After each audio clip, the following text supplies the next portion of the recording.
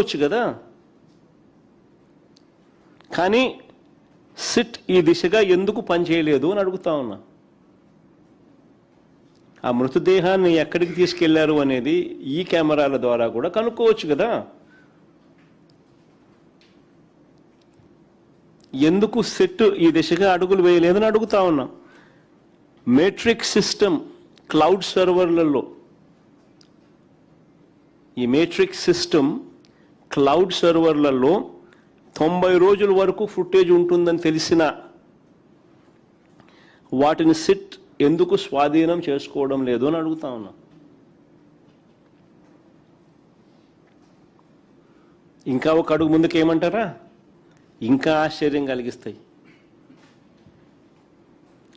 సిఐతో పాటు సంబంధిత పోలీస్ బాసులు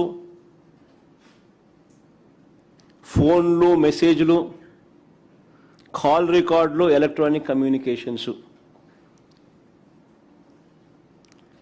ఇవి పరిశీలించే కార్యక్రమం ఎవరైనా చేయాలనా లేదా?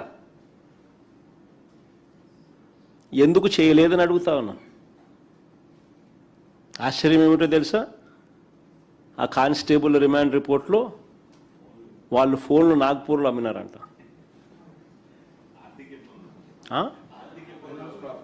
ఆర్థిక ఇబ్బందుల వల్ల వాళ్ళ ఫోన్లు నాగ్పూర్లో వాళ్ళు అమ్మినారంట. అసలు ఏమిది? మనిషిని చంపేసినారు, శవాన్ని కనపడకుండా చేసేసినారు, వీడియో ఫుటేజ్ లేదు, మాయం చేసినారు.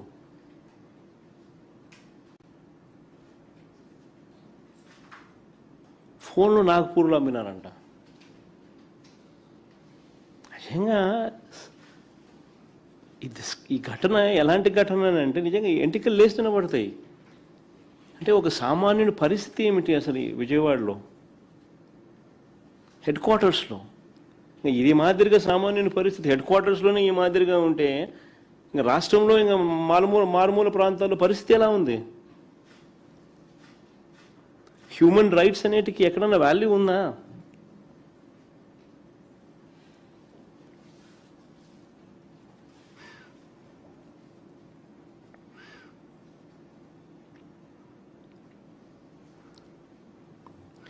చంద్రబాబు గారి పాలనలో ఇలా వ్యవస్థలు, వాటికి బాధ్యత వహిస్తున్న వాళ్ళు ఈ మాదిరిగా కుమ్మక్కవడం కొత్త ఏం కాదు. ఈ 2 ఏళ్లలో చూస్తే ఇదే కనిపిస్తుంది. ఈ ఒక్క కేసే కాదు, ఇట్లాంటి శతకోటి ఉదాహరణలు ఇవ్వచ్చు. సీసీ ఫుటేజ్ మాయం సహా ఆధారాలు నాశనం చేయడం, తమ తప్పులను కప్పిపుచ్చుకోవడం, తప్పుడు సాక్ష్యాలను క్రియేట్ చేయడం, న్యాయస్థానాలను పక్కదోవ పట్టించడం, చివరికి కొన్ని కేసుల్లో అయితే వీళ్ళే డబ్బు కూడా తీసుకుని పోయి పెడుతున్నారు.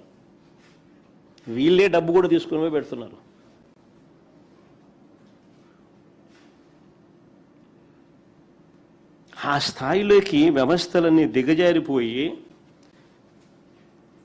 2 ఏళ్లుగా రెడ్ బుక్ పాలనలో మనమంతా కూడా రాష్ట్రంలో జరుగుతూ ఉన్న హ్యూమన్ రైట్స్ వయలేషన్స్ చూస్తూ ఉన్నాం.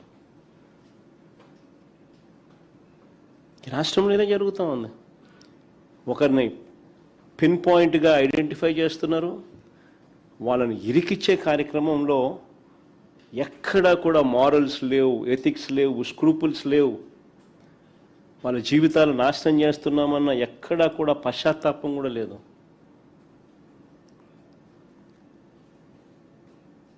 ఏ స్థాయికైనా దిగజారిపోయినా పర్వాలేదు, చంద్రబాబు నాయుడు ముఖంలో సంతోషం చూడాలి.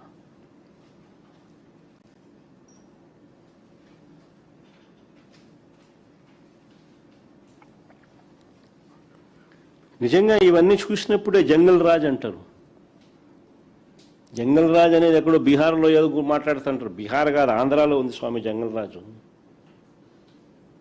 దీన్నే జంగల్ రాజ్ అంటారు.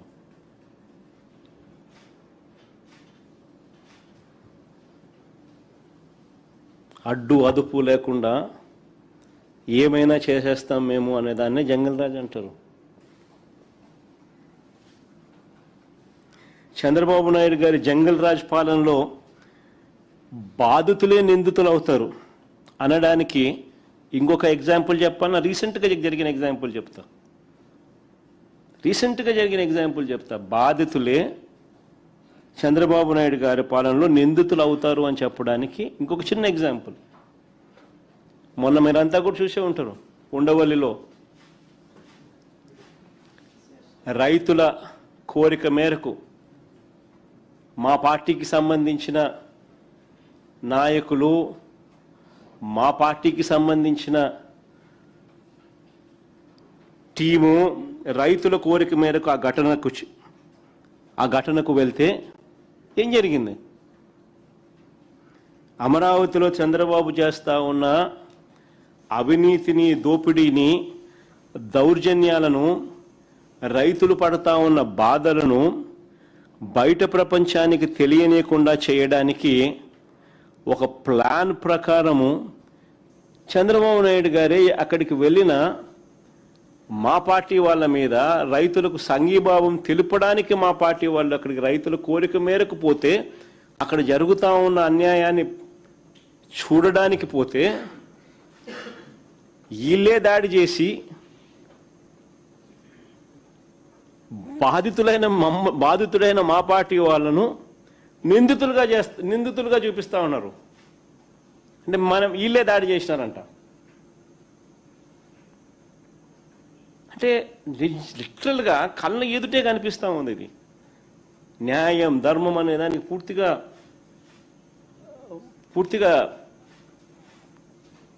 దాన్ని ఏమంటారు, భూస్థాపితం చేసేసినారు. ఇటీవలే రాజధాని గ్రామాల్లో రైతులు నన్ను కలిసినారు. మీ అందరికీ కూడా ఈ సీక్వెన్స్ ఆఫ్ ఈవెంట్స్ తెలిసే ఉంటుంది.